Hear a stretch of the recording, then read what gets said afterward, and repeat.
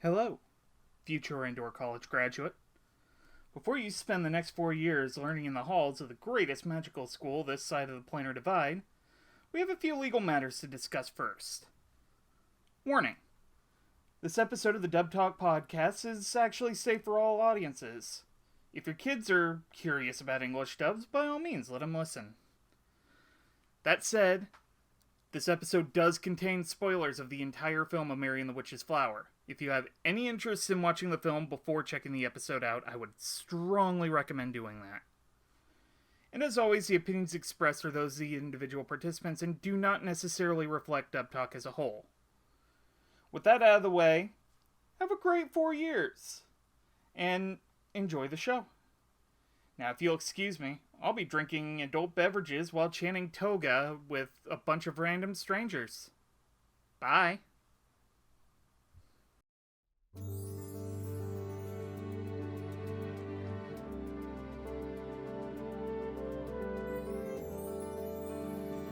Hello, one and all, and welcome to another episode of Dub Talk, Summer at the Movies, where a bunch of nerds get together, have a nice little weekend trip to the theater. Today, we're talking about a really special film, and kind of a unique one, even in terms of general episodes we've done in the past.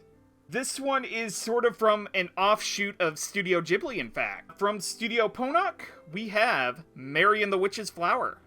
Joining me today is good friend Lac. You're a wizard, Mary. Yeah, Ghibli dub, kind of. Because it's, kind of Ghibli. Yeah, once we get into the actors, it's basically dubbed like the way Ghibli movies are dubbed. Yeah, they're, they did not skimp on this. No. Which... I don't know who the studio is yet, so I'm actually interested to... I actually have ANN up right now, just to double check everything. Or I think I did see it, but I don't remember who it was. It's a London-based studio called Tambourine Sound Studios. Right, okay. Mainly because, all of the localization for this movie was done in the UK. Right. Well, I think it's a British book, so... Yeah. It's pretty appropriate.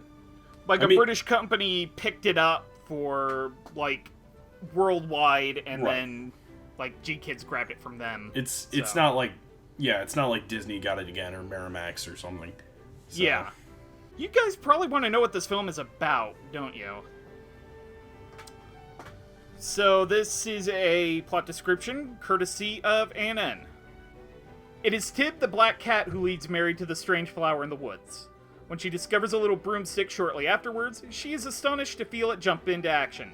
Before she can gather her wits, it is whisking her away to the treetops, above the clouds, and into the grounds of Endor College, where all examinations coach for by a competent staff of fully qualified witches.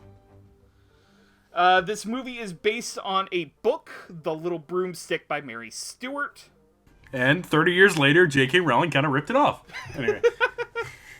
Pretty much. Yeah. Only slightly. Only slightly. I don't want us getting sued. Yeah. Lac, what was your first experience with, a Studio Ghibli dub? I think it was Princess Mononoke. Nice. It was either Princess Mononoke or the Castle of Cagliostro. Okay. Oh, that wasn't Ghibli. That's right. That was It's Miyazaki. Yeah. All counted on a technicality. Yeah. Mine was probably either Spirited Away or The Cat Returns. Right.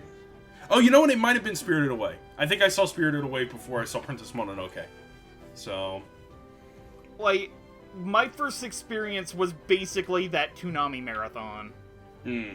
With, Spirited Away, Princess Mononoke, I think Howl's Moving Castle, and I want to say Nausicaa. I've never seen Howl's, but I've seen Kiki's Delivery Service, and my personal favorite, My Neighbor Totoro. So... and my personal favorite would be, Porco Rosso. Porco Rosso's good. I like it. It's a fun little old-school kind of, adventure. So... Oh, God, and I've seen, Laputa, too. I just realized that, so... Yeah, Castle in the Sky. That, I think Mark Hamill's in that one, too. Yes, Mark Hamill. I think the only one I've yet to see, as far as I know, at least of the originals, is Nausicaa. Okay. I have yet to see I own Nausicaa, but I haven't watched it yet. Yeah, I need to get around to picking up the Ghibli Blu-rays, especially now that they've been reissued by G-Kids. Right. Does Disney not own them anymore? Apparently not. Huh. That's actually interesting. I didn't know that. Like G-Kids basically bought the catalog. So that's why they bought 20th Century Fox. No. All right, so are we ready to get on with ADR Staff? Absolutely. All right, so we have more or less 2 directors and 2 scriptwriters here. In terms of directors, we have a man by the name of Giles New. You might know him as the director of Ronia the Robber's Daughter, which is like a co-production of Studio Ghibli and like Polygon Pictures. Huh. And the second director is a man by the name of Toby Davies, who really I couldn't find any ADR credits for. Well, I mean, let's be honest, they don't get to do this much, so... Yeah, There may have been, like, a cartoon role or two.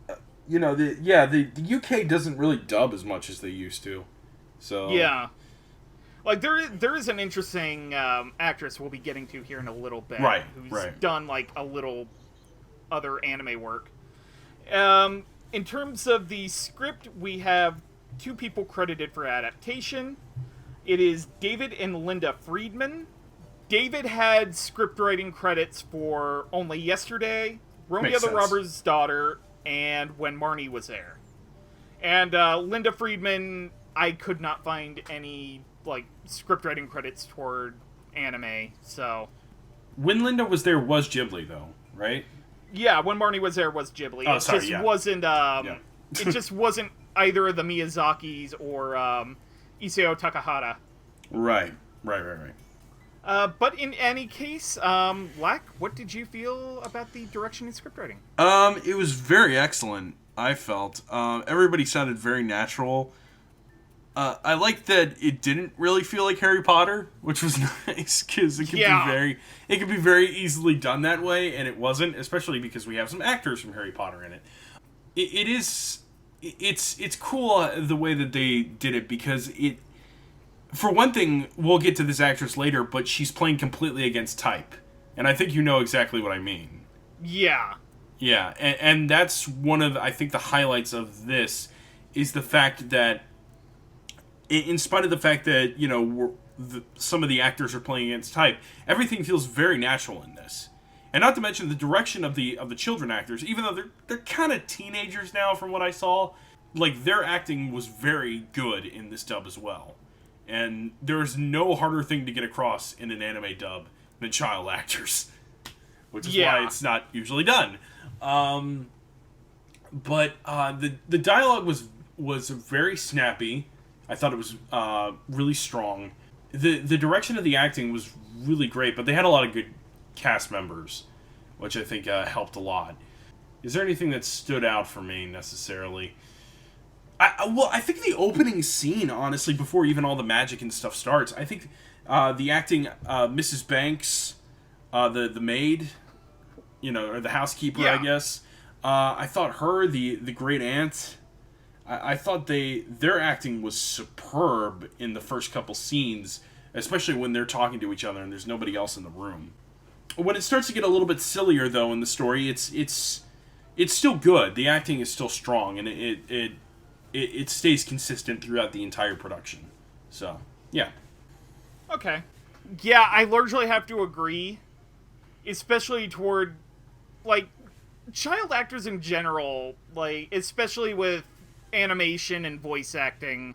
Like, I can imagine it's a little bit difficult to ask, like, even like a 13-year-old, 14-year-old, hey, this character kind of went through a lot, and you need to convey, like, they're happy, but they're also kind of in pain. Like, without the kind of life experiences that you'd associate with that kind of stuff, it's hard to... Yeah, and it's like, oh, and by the way, you have to follow the mouth movements of these characters. Yeah, So- and like dubbing also kind of adds an element to this, which Dubbing's not I'm easy sorry. for an adult. Like, how, it's got to be hard for a child even more.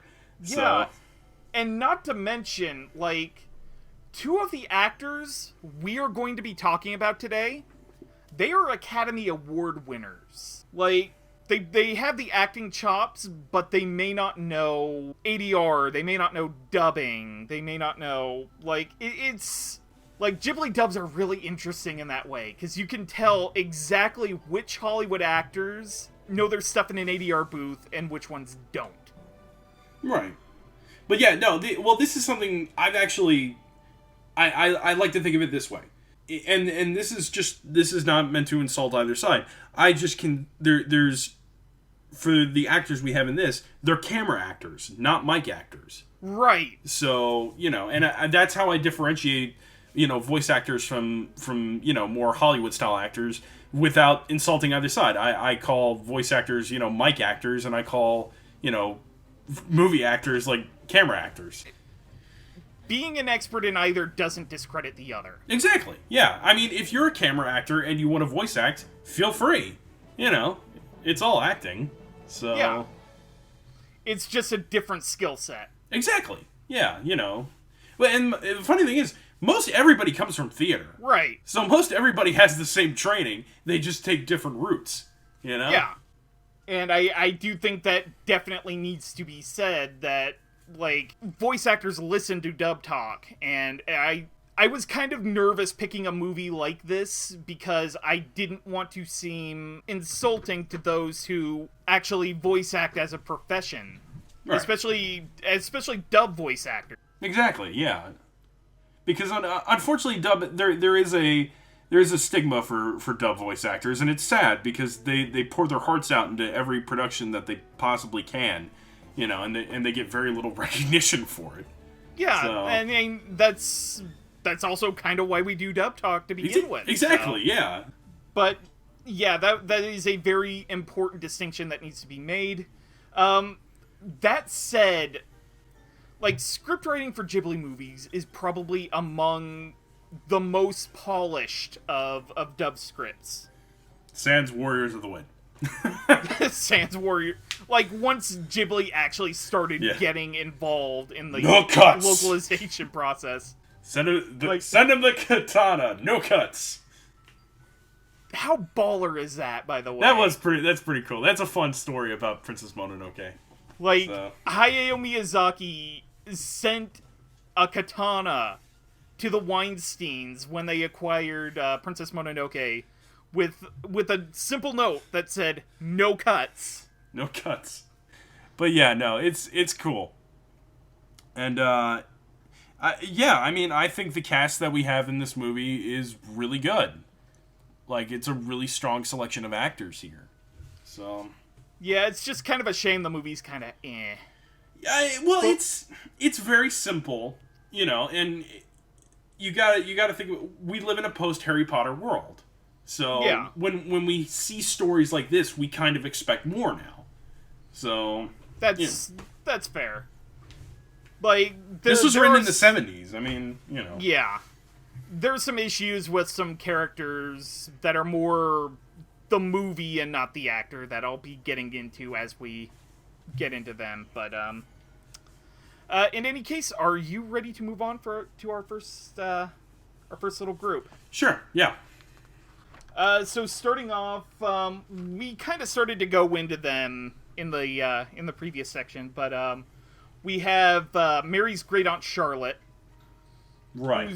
who's kind of a gentle grandmotherly figure who kind of harbors a little bit of a secret that you find out about toward the end of the movie. And her housekeeper maid, and I think she also, like, takes care of Charlotte, basically nursing. But Mrs. Banks. Great Aunt Charlotte has two voice actresses attached to her. So Charlotte is played by two actresses. Her present self is played by a woman by the name of Linda Barron. I couldn't actually find, like, notable roles for her that, like, Americans would probably get. Holy crap, she was on Open All Hours? That's okay, awesome. Well, maybe there are. I mean, I'm not, like, a religious viewer of Open All Hours, but that's still pretty cool. Yeah. So. She's been in a lot of, like, BBC and I think some ITV stuff, too. EastEnders, you know. Only from 2006 to 16. That's interesting. And her younger self is played by Teresa Gallagher, who played Ronya in Ronya the Robber's Daughter. She was Arashi Kishio in X the Movie, Sayaka Rama in Demon City Shinjuku. And here's a little bit of a surprise that kind of took me off guard when I first saw it. She is Nicole Watterson in Gumball. Yeah, I just saw that. She's actually American born, but she lives in London. Okay. And Mrs. Banks is played by Morwenna Banks. She's another one of those actresses where I found a whole bunch of like BBC, ITV stuff that I didn't really recognize. But she played Lovis in Ronya the Robber's Daughter. And she's also Mummy Pig in Peppa Pig. So, Lac, why don't you start us off? How did you feel about Great Aunt Charlotte and Mrs. Banks? Both excellent. They weren't in the movie a whole lot, but I still found them very memorable because I think Morwenna Banks and Linda Barron brought a lot of personality to these two characters, even though they were not necessarily big in the story. I mean, Charlotte is, but her part of the story is kind of adjacent to her presence. Yeah. So, you know, we don't see her that much, but at the same time, like I'm saying, Miss Banks and Great Aunt Charlotte, they had a lot of presence in the scenes that they were in, because they're being played by two women who are fairly experienced actors, from what I can tell. I mean, if Linda Barron was on Open All Hours, I mean, she's got plenty of experience in acting. And Morwenna Banks, you know, I guess Peppa Pig. It's various of Peppa Pig. I don't know what to say to that. But either way, they were excellent, both of them. I was really impressed of the scenes that they had and the acting they performed. I sometimes am curious. I mean, this applies to a lot of the actors in this, but it makes me wonder, because you've got an actress like Linda Barron who's probably been in front of the camera and on stage her entire life. Like, I don't know if she has any voice acting credits prior to this. But I can take a look while you're talking. Well, even if she doesn't, I guess the point I'm trying to make is, like, it's interesting to think about for having a particular, like, set way that you act and then doing something entirely new. Yeah. You know, it's just interesting to me, like, you know, with anime dubbing become more of a prominent thing, you've got all these actors who probably never really did anything like that. And now they're taking all the experience they have in a certain other way of acting and bringing it to this. And I guess I just find that interesting. Yeah. You know, I mean, you've got the recognizability that this is, you know, this is a play off of Studio Ghibli. You know, a lot of people do recognize Studio Ghibli movies, even people who haven't seen them. But at the same time, I guess I find that aspect of it interesting. I'd like to know what their experience is doing something like this for the first time after so many years of acting. Yeah. Like, I get the feeling it's kind of a culture shock at first that you slowly adjust to. I mean, ADR is nothing new. It's like especially in like the 70s and stuff like that. ADR was done all the time. So that part of it, I can imagine, is nothing too strange. You know? But I guess the point I'm trying to get at with this is the fact that it's remarkable how natural they both sounded in their roles. And I think that's really a testament to how great of actors they are. And I think it's also just... and I think it really it really carries the film in a lot of ways of how great like the cast is for this. So, and Yeah. I think Morena Banks and I think Linda Barron are two great examples of that because again, they're not even in the film that much, but they have such a presence because of their experience and how much talent they're bringing to this. I think that is really, really great. So, yeah. Yeah. All right. I have to agree with you on basically all the points you've made.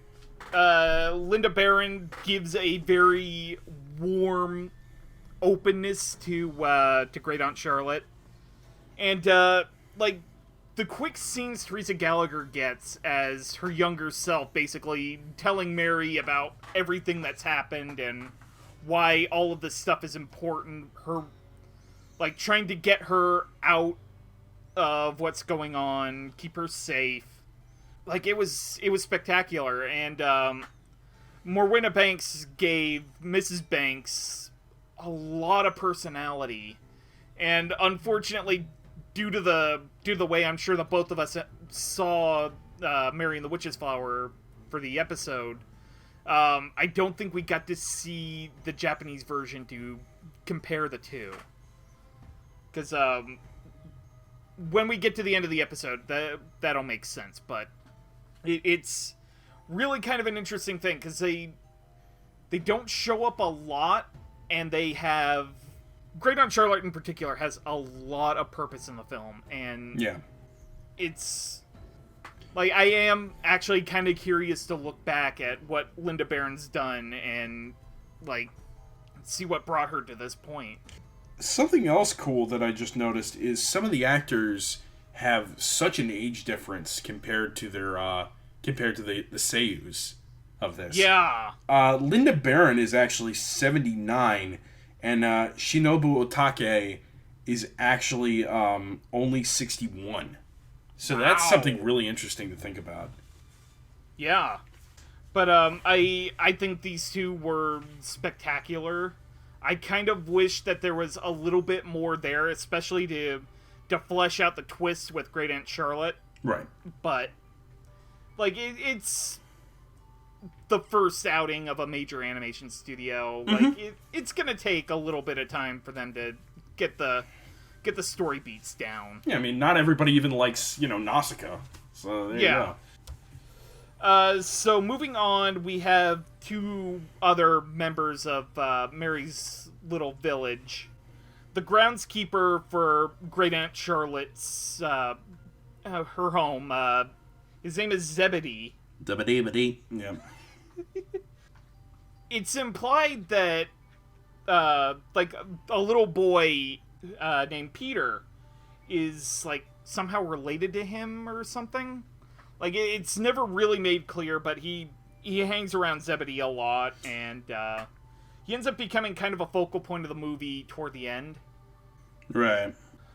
So Zebedee is played by Rasmus Hardiker, who had a couple of major roles in Ronia the Robber's Daughter, and he's also Scott Tracy in the new Thunderbirds Are Go cartoon on Amazon.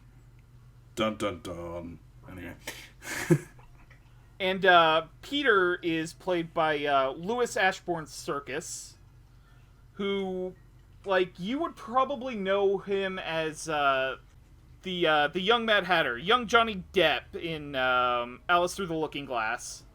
And he also played against Tom Hardy in the FX BBC co-production Taboo as Robert. I guess he was on Endeavor too. That's pretty cool. And just as a little aside, he is also the son of Andy Serkis. Oh, okay. I was going to ask if he's related to him. Yeah. He's a good little actor, actually. He takes after his dad. I saw the name and I'm just like, is he?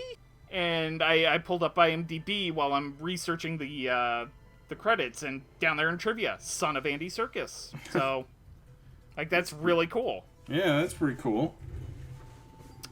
So what did you think of the other characters who populate the village?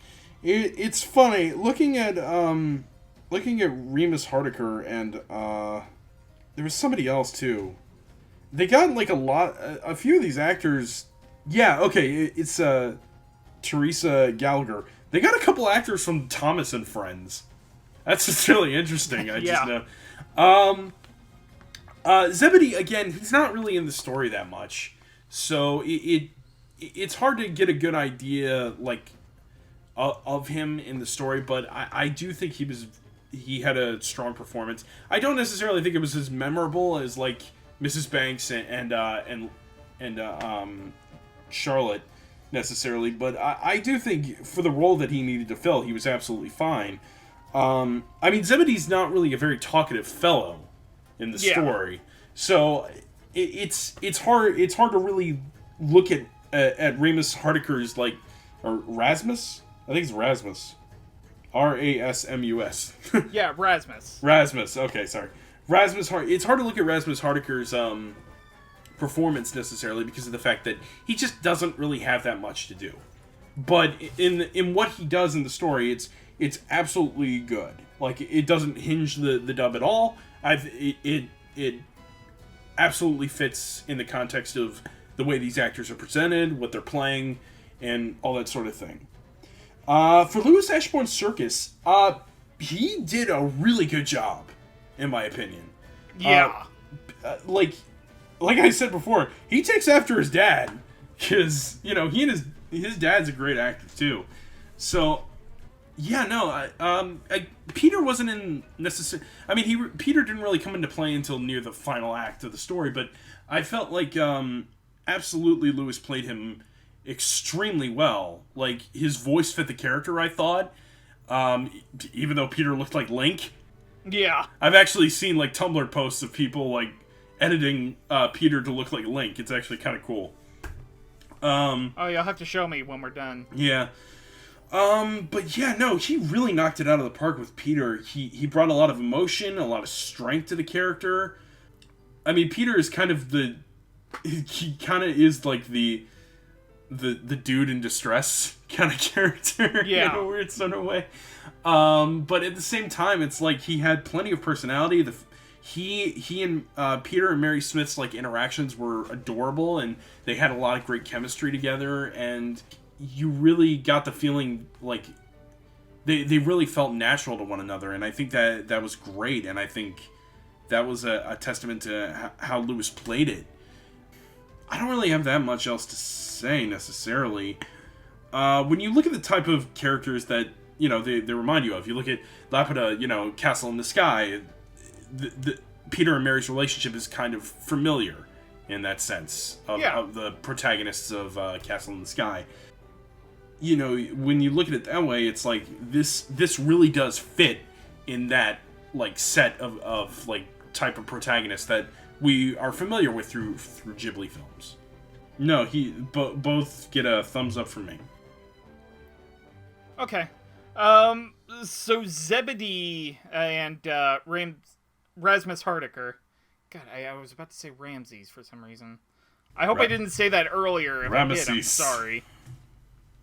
But Rasmus Hardiker as Zebedee, like you said, Zebedee doesn't really get a lot to do, but he gets the point across that he's cantankerous, he's a little grumpy at times, doesn't like kids, but he's also kind of central to what ends up happening later on with the titular witch's flower. Because he's kind of the person who tells Mary, yeah, that's a fly-by-night, that they're associated with witches, they bloom every 7 years. So that ends up being the important thing that he does.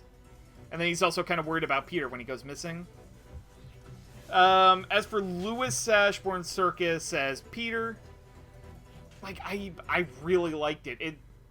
Like we said earlier, like, child actors, especially in anime dubs, are kind of tricky. Because you're asking a lot of them. Yeah. Like, you not only have to ask them to kind of understand what their character is going through when they might not have similar life experiences, but that also has to fit into, like, lip flap, lip flap, lip flap, pause, clench teeth, lip flap, lip flap. But, yeah, I thought he really nailed it. Like, it's kind of something I appreciate that he's, like, the son of Andy Serkis. Like, somebody really well known for, like, the current, like, most revolutionary kind of animation available to Hollywood. The Jim Henson of our time, as I like to consider him. And I think Andy Serkis has also gone back and done, like, a couple voices for cartoons, but...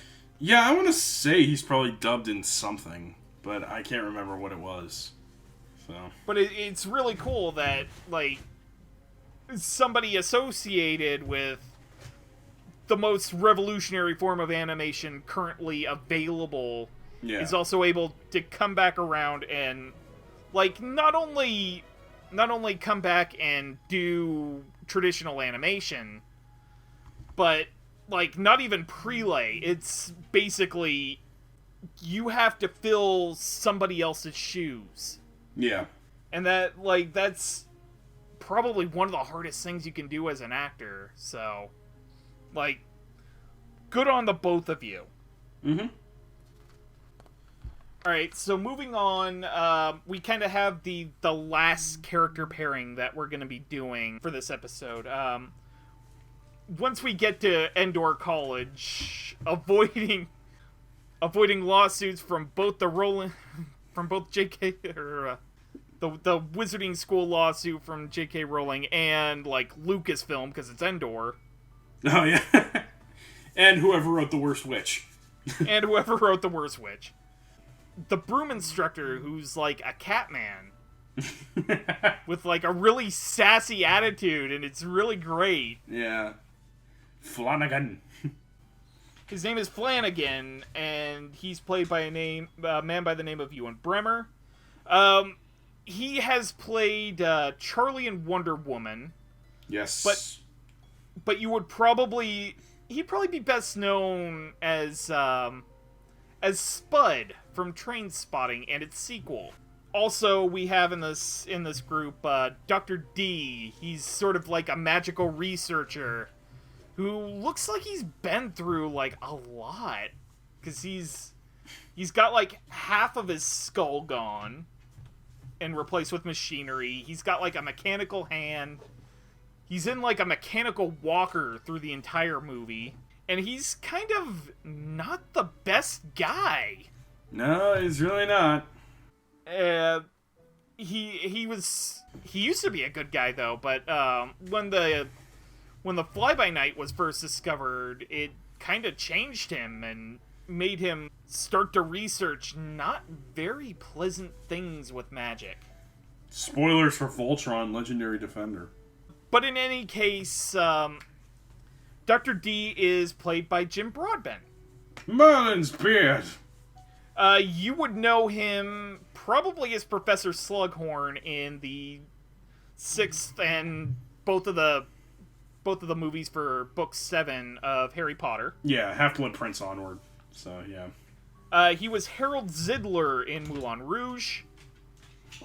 And he is actually an Academy Award winner for Best Supporting Actor as John Bailey in the movie Iris. I think that was the 2009 Academy Award. Lac, what did you think of our first two magical instructors? Well, thankfully I love both these actors, actually. I really loved Ewan Bremer as Charlie in Wonder Woman, actually. I thought he was one of the better characters in it. And I love Jim Broadbent. I thought he was great as Slughorn in Harry Potter. But regarding here, both of them stand out extremely well. Which, it's funny because out of everyone in the cast, I think they're the most recognizable. Well, sans one we're going to talk about in a minute. But with her particular performance, it's not as easy to tell that it's her. And with Dr. T and Flanagan, you can kind of hear their voices in this performance. Yeah. Like, with Jim Broadbent, you can tell that Dr. D is played by Jim Broadbent. Like, it is insanely obvious that it's him. With Ewan Bremner, it's a little harder to tell because I guess he's not as recognizable an actor unless, you're a big Trainspotting fan, I guess. Yeah. But at the same time, when you hear Flanagan, you're like, oh yeah, no, I can hear him in there. So, with that said, they were both great. They were both so much fun. They brought a lot of personality to the performances. I guess it's kind of... I'd like to know if in the original book, Flanagan is supposed to be Scottish. I would find that interesting to find out. And I mean, his name sort of implies that. Right, but I mean, this is anime dubbing we're talking about. So they could pretty much give him any accent they wanted. I mean, friggin' JoJo has a character named, Jean-Pierre Polnareff, and he sounds like an American. Yeah. So, which I know was a choice that they made, but that's kind of my point. But regarding Dr. D and Flanagan, they were excellent, and the fact that they had such distinctive voices, I think, was actually a big help to the story, or at least a big help to the production itself, in the way of you have these two voices that stand out. When you hear these voices, you remember them. And it helps that they're recognizable. It helps that people tend to know Jim Broadbent and Ewan Bremner, and that's fine. There's nothing wrong with having a recognizable voice here and there. I mean, it's anime dubbing. We're gonna have recognizable voices, right? So, I mean, it doesn't really change just because they're camera actors dubbing. It's just how it is. But at the same time, something I love in anime dubbing, and I constantly bring this up, I love distinctive voices in anime dubbing. So when I hear distinctive voices, it really connects with me, because I'm like, oh good, we have personality, we have voices with personality that connect to characters with personality. And that's great. I love that. Yeah. But yeah, that's pretty much my whole point. Dr. D, Jim Broadbent, he was fun as the bad guy, spoilers. And Flanagan was a fun little side character who was kind of helping out the main character was helping out Mary. And yeah, they stood out and they did their jobs really well. So, yeah. Kind of going off what you were saying, I really did like Ewan Bremner as Flanagan. Like, his voice just has this personality to it. He was fun in Wonder Woman. Like, hearing him sing and stuff like that was a ton of fun. I need to finish Wonder Woman. I have it on my shelf, but I just need to get back to it. Yeah. But, isn't it weird we're talking about actors like this? Yeah, I know. This is really crazy, especially when we get to our next actor. Yeah, so, this is a rare treat. I wouldn't want to do this every week. Obviously, yeah, no. I mean, the whole point is to recognize people who don't necessarily get recognition all the time. Right. So, yeah. But I really like that he gave Flanagan a really nice sense of sass. Yeah, exactly. Like, he not only put Mary in her place for improper broom etiquette, but at the end of the movie, when he basically turns on the bad guys, because he felt like it, and he really liked the fact that Mary took very good care of the broom up until the end. It's just this nice little sense of sass and sarcasm, and coupled with the Scottish accent, it just breathes a sense of life into Flanagan. Exactly. Yep. And God, what can I say about Jim Broadbent as Dr. D?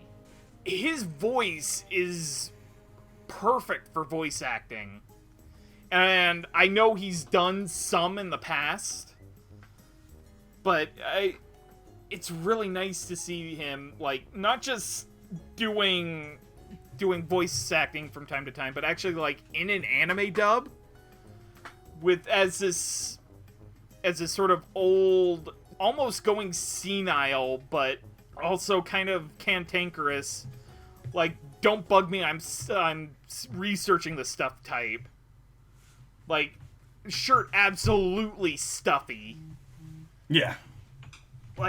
He was just pitch perfect, and I cannot, part of the reason I don't necessarily want to go back to the Japanese is because Jim Broadbent, Ewan Bremner, and one of the people we will be talking about here in a second, like, they just fit seamlessly into this. Mm-hmm.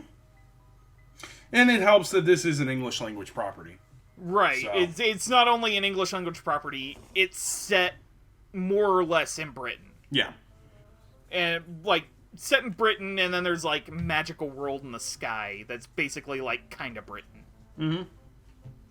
But, I just have to commend that these two were kind of given an extra sense of charisma from the dub. Right. And it's really... Oh, they're so good. So good. So, are we ready to move on to probably the biggest name in this movie? Absolutely. Yep. So we have Madame Mumblechook. She's basically... You're right, that is the biggest name in this movie. Thank you! I'll be here all week. Try the veal. So Madame Mumblechook is basically the headmistress of Endor College. That's never made clear. There's like muscle men posing. It's weird. Yeah. It's hard to think that this is a college when you're basically introduced to like 3 members of the staff. Yeah. Like, it's kind of a... It's like when Deadpool went to the X-Men mansion. Yeah. It's also kind of one of the complaints I have with the movie, but I'll get to that in final thought.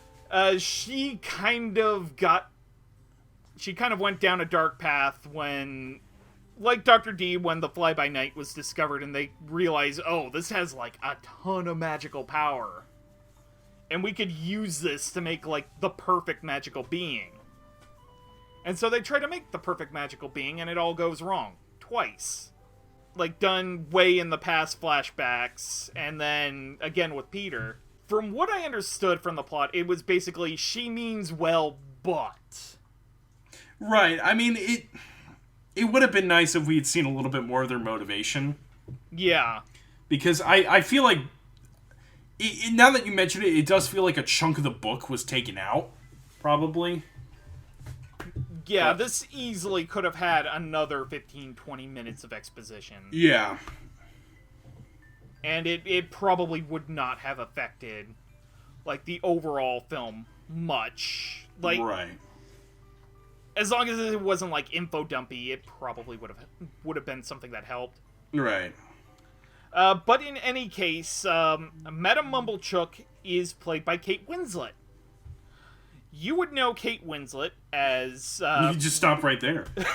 Basically, yeah. But you would recognize her as Rose in Titanic, Clementine Krasinski in Eternal Sunshine of the Spotless Mind, Joanna Hoffman in Steve Jobs, and Hannah Schmitz in The Reader.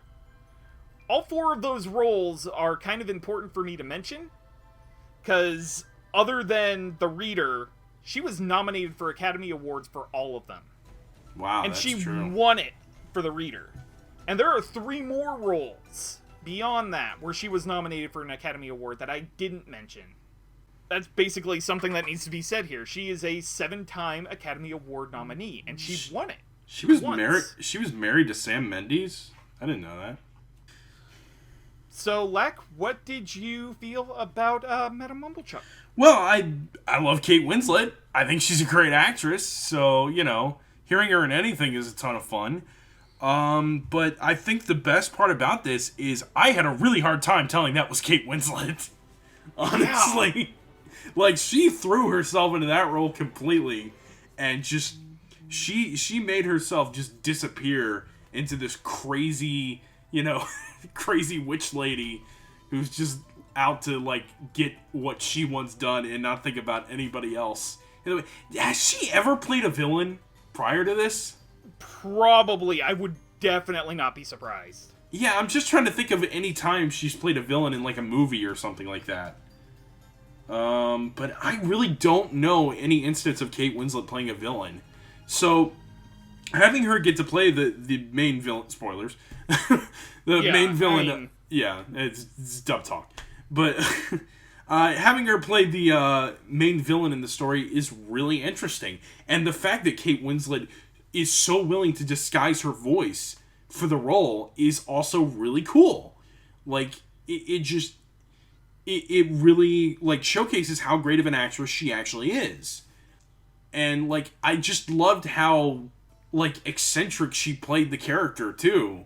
Like, almost to the point of where you're like, yeah, I know she's the villain, but she doesn't really seem all that harmful. Because she just seems a little just off-kilter more than anything else. Yeah.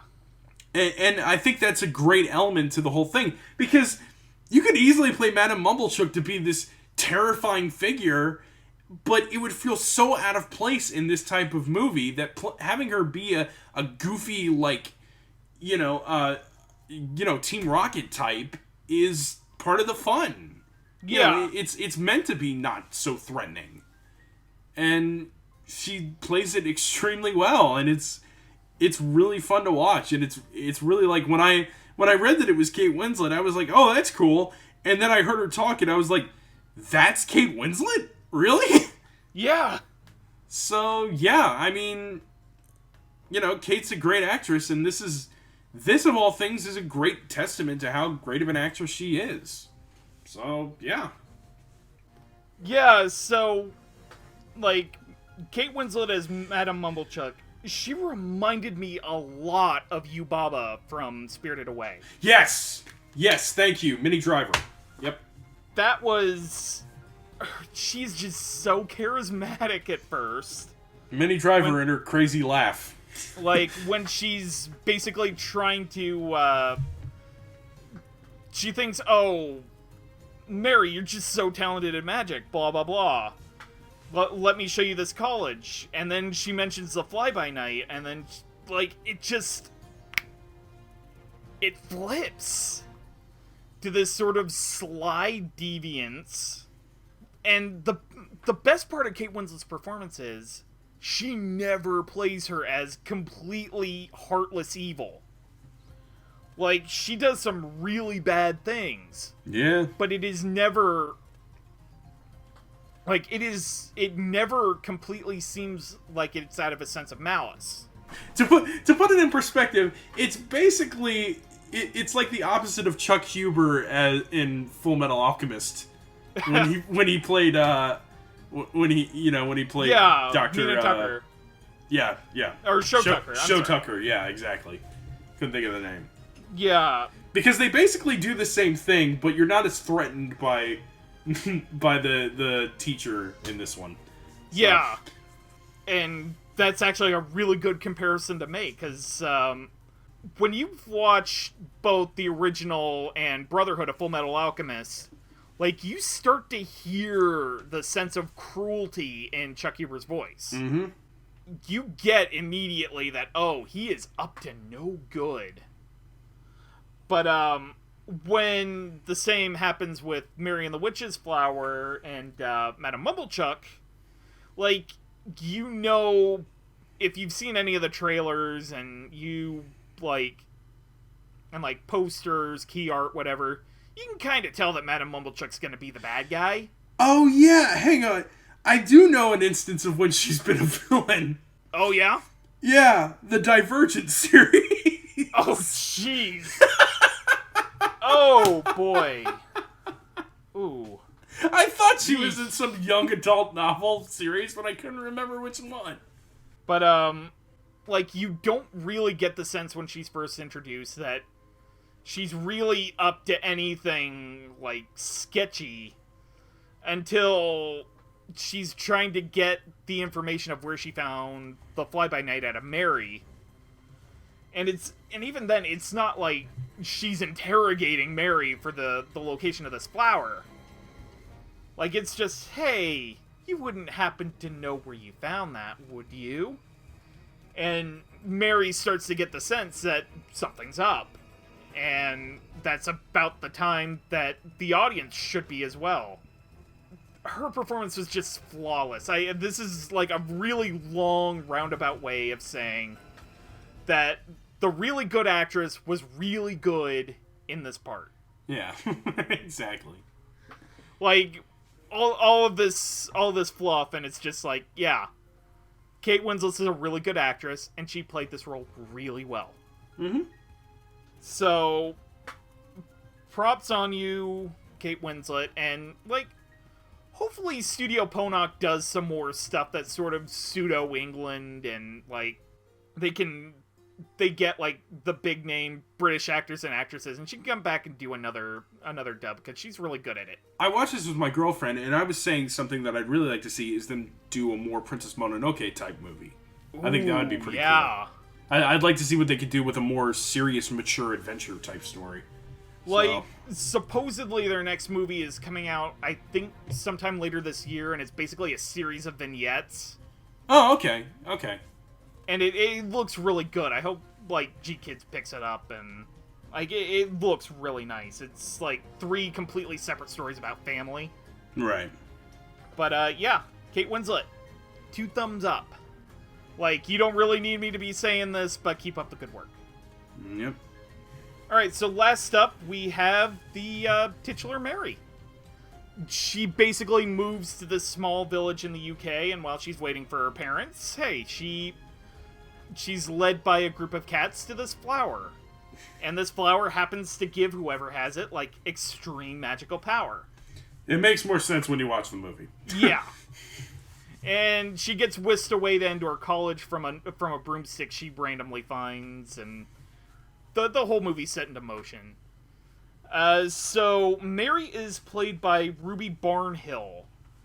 She really hasn't been in, like, much at all. I think her only credit before Mary and the Witch's Flower was the BFG as Sophie. Yeah, she was a Spielberg find. Yeah. Yeah. Which, she made that movie, by the way. Like... Yeah, I mean, I haven't watched much of it, but I did like what I saw of the BFG, although Mark Rylance is an amazing actor. So, I mean, he was heartbreakingly good in Dunkirk. Yeah. So, yeah. I need to get around to Dunkirk. It's good, it's just not... It's the Christopher Nolan definition of good. Yeah. You know, which you basically... you get what you pay for. Basically. Yeah. Film buffs are gonna rave about it, but in general, it's okay. Just don't expect to understand what's going on all the time. So. But, yeah, that's basically it in terms of stuff I saw that she was in that people who are listening would probably recognize. Yeah. So, Lac, what did you think of Mary? Absolutely fantastic. I thought she did a wonderful job from the very moment I heard her speak her first line. I was like, that is a great voice. It is gentle, it is welcoming, and it sounds like a child, which is great. I mean, and I know that she's a really good, again, she's a Spielberg find, so, you know, he picks the best, he finds the best, you know? Yeah. And it's really cool, and I guess her next role that she's doing actually is another voice acting role. Good. Yeah, so that's actually pretty cool that she seems to actually resonate towards voice acting, it seems like.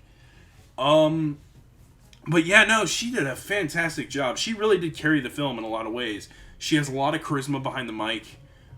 She has a very pleasant personality that's very welcoming to anyone who, like, is watching the movie. She just acted great in the film. Like, she played it exactly the way it needed to be played. Anything that stood out for me regarding her performance, she felt real. I think that's the biggest compliment I can really, like, give, and it's a genuine one. She felt real in the performance, and when you've got such a high fantasy concept like this one, having a performance that feels real is extremely impressive. Especially because you've got these actors who are doing a great job, mind you, but they're also playing kind of goofy characters. So to have a performance that feels really grounded and real, especially in the main character of the story, it's really interesting. And it really is effective against, you know, you've got the grounded against the fantastical, and it's a good contrast, and it feels very well balanced. Definitely. And Ruby's performance, she just gives it her all. She really just, she makes you believe that Mary is a real girl, like, and a real person, and not just a character. It's funny, too, because if this was live action, she could easily play the character as well. That's what's really funny about all this. Yeah. Oh, yeah. This was another example of something I wanted to talk about. Hana Sugisaki, who plays Mary in the Japanese, she's 20. Wow. Okay. And Ruby Barnhill was born in 2004, which makes her, 14? So, yeah, she probably would have been, like, 12, 13 years old when recording Mary and the Witch's Flower. Exactly. And to be fair, Hana probably was, like, 18 when she recorded, so I guess that makes sense. But at the same time, when you think about, like, the discrepancy in ages there, it's really impressive. Yeah. And it just goes to show how experienced of an actor she already is. So that's a really cool aspect to it. And she really was, like, the main... She was, like, the centerpiece of all this stuff, and she carried that role extremely well. So, yeah. I guess that's kind of my full thought for it. Okay.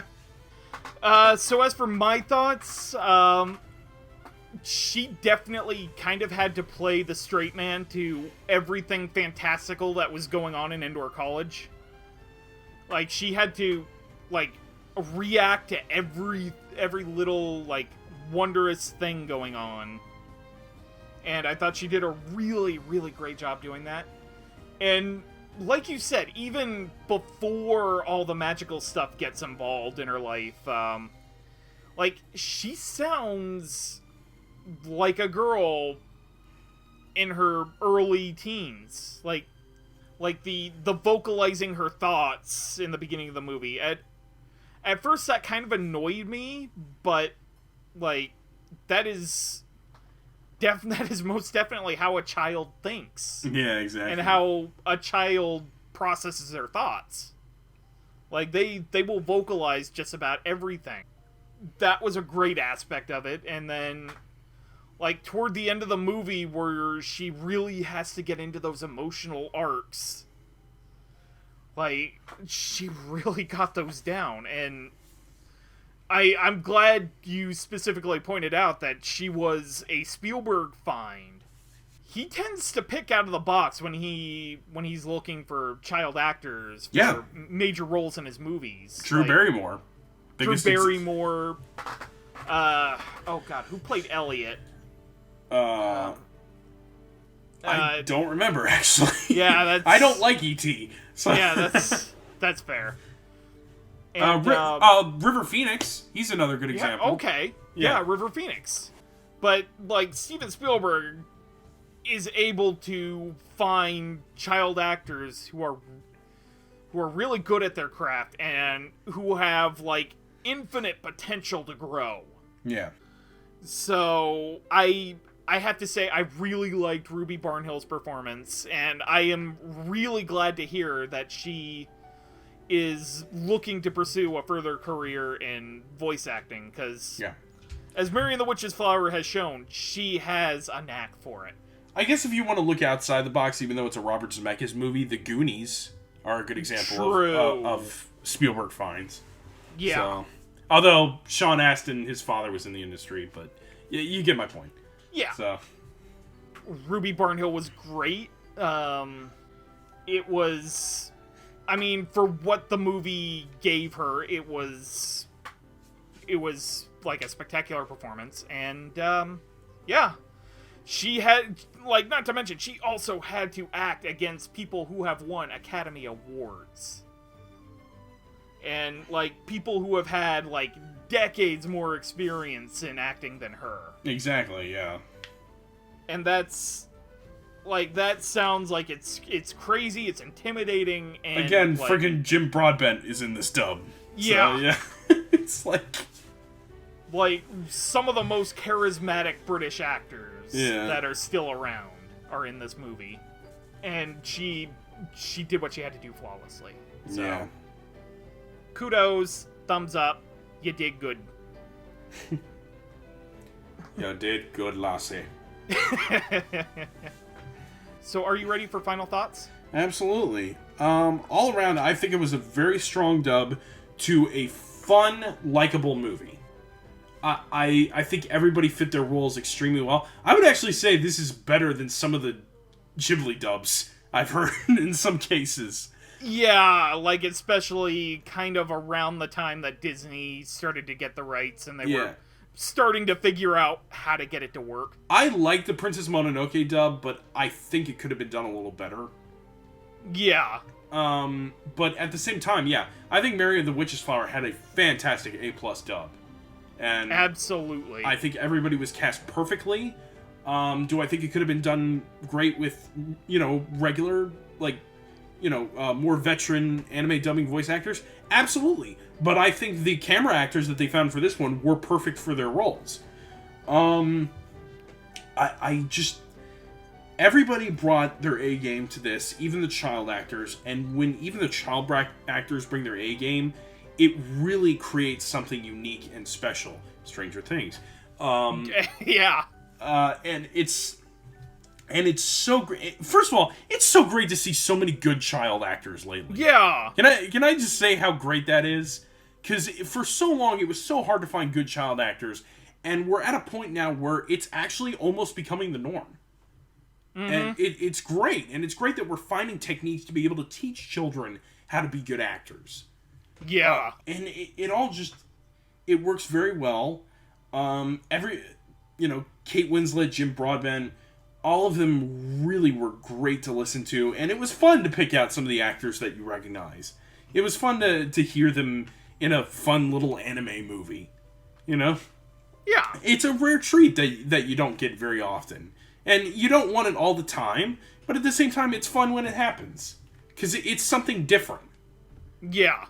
And we have something different here that was excellently done. And that's great. So, yeah, it's a fantastic dub. So, yeah. Okay. So, as for my final thoughts, I largely agree with you.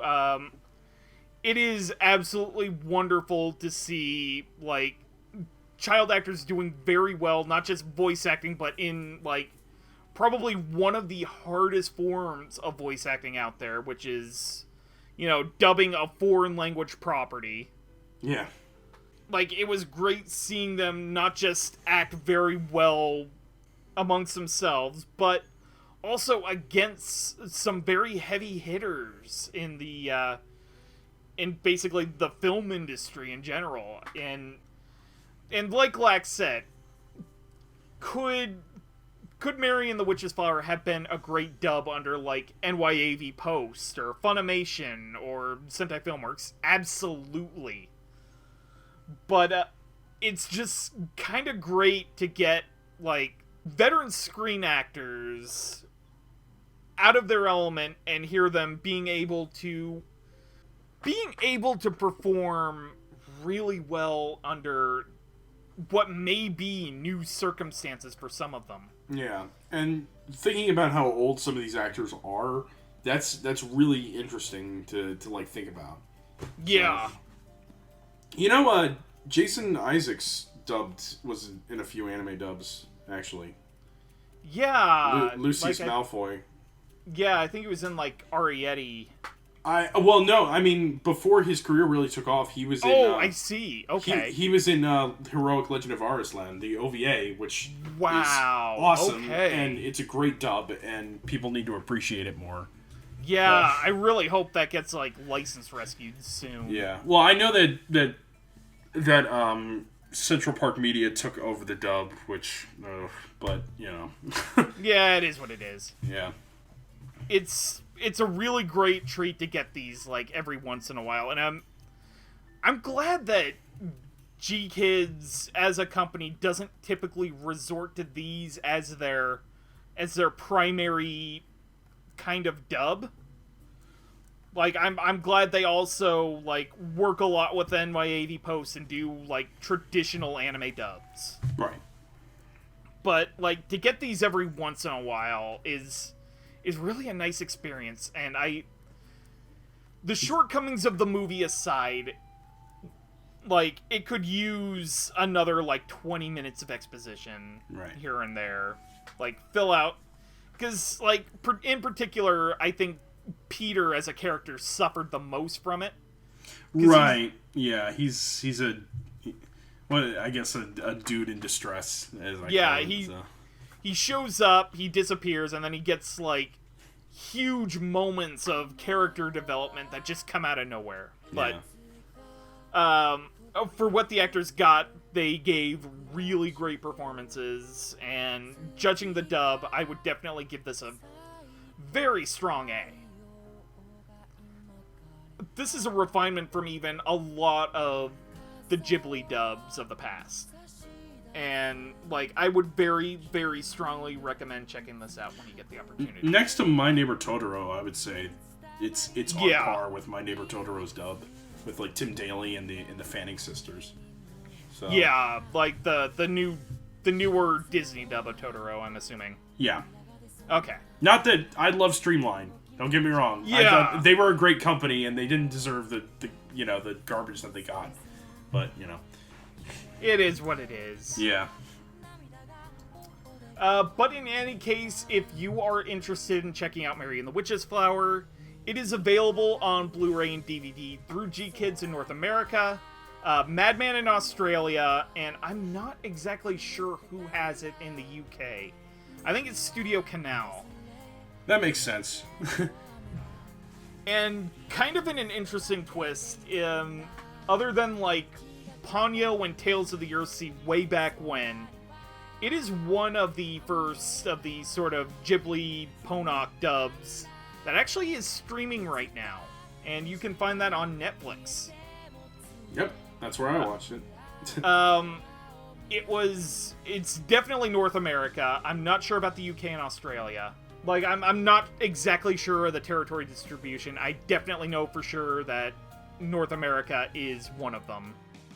And, if you want to see what we're all up to here at Dub Talk, you can find us on Twitter at dubtalkpodcast. We also have a Twitter and Tumblr account of the same name. I'm not sure exactly what we're doing with those right now. I'm assuming you are watching this on our official channel, but in the event you are not, we are at youtube.com/dubtalk. So if you like what you've heard here, why don't you head on down and hit that subscribe button and, maybe ring the bell. It helps you and it helps us. Smash that like button! Anyway. So, Lac, where might we find you on the internet? You can pretty much find me at LacTheWatcher on Twitter. That's usually where I link all my stuff. I swear I'm going to get back to anime reviews. It's been a little hectic for me lately, but I really am going to try to do it. I'm unfortunately not going to quite finish Go Nagai, like the retrospective of Go Nagai, like I had hoped to. It got a little too, like, out of schedule for me to be able to do it. But I am going to come back with more stuff and more anime. And I'm trying to get back into voice acting. So, yeah. Nice. Yep. And you can find me on twitter.com at Rootsofjustice, where I mainly just kind of retweet, like, anime news stuff and cute animal pics. I'm hoping to have my blog back up and running. Like, I really want to have it by doing something by the end of the summer. And hey, so this is probably the last week we can really talk about this before it starts up. A lot of our members are going to Anime Fest in Dallas, Texas. I can't remember the exact dates. I think it's like the 17th to the 20th or 21st. I was planning on going, but unfortunately some circumstances came up and I'm basically stuck in Maine, so that is what it is. I'm not going, by the way. Oh, you be quiet. Oh, that's okay. Yeah. It's the end of the episode. So from all of us at the Dub Talk podcast, we would like to wish you guys an excellent evening. Yep. And otaku ande daba. Take care.